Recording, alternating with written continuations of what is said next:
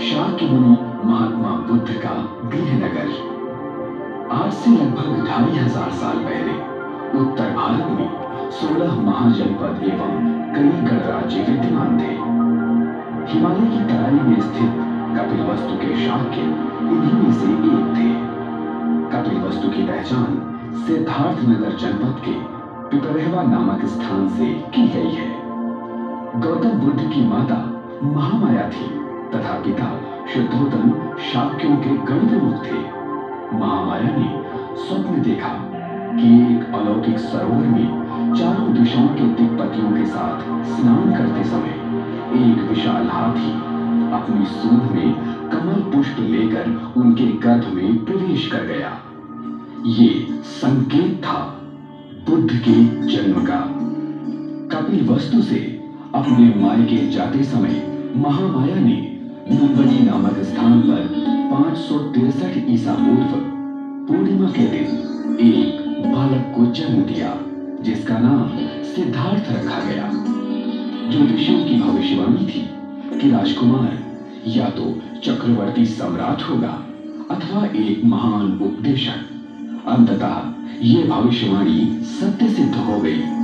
भ्रमण के दौरान एक वृद्ध की जरावस्था, एक रुग्ण व्यक्ति की पीड़ा और एक मृतक के संबंधियों का विलाप देखकर सिद्धार्थ व्यथित हो गए।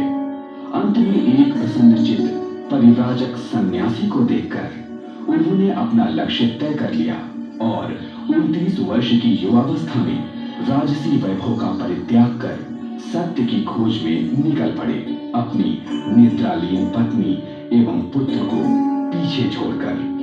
गृह त्याग की ये घटना इतिहास में महाभिनिष्क्रमण के नाम से प्रसिद्ध है।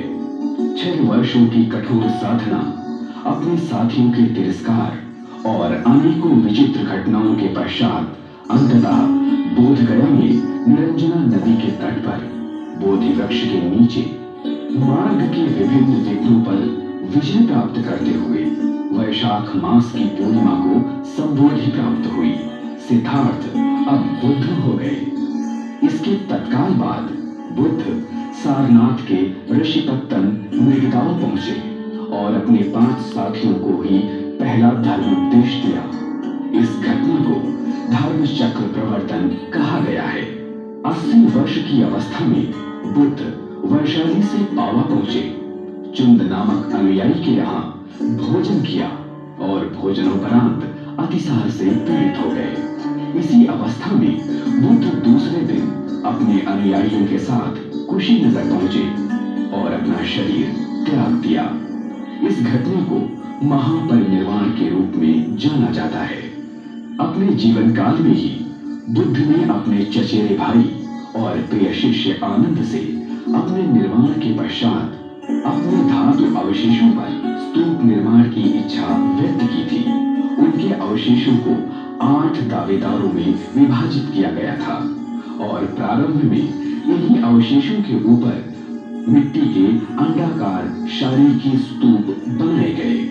कपिलवस्तु का स्तूप इन्हीं प्रारंभिक स्तूपों में से एक है।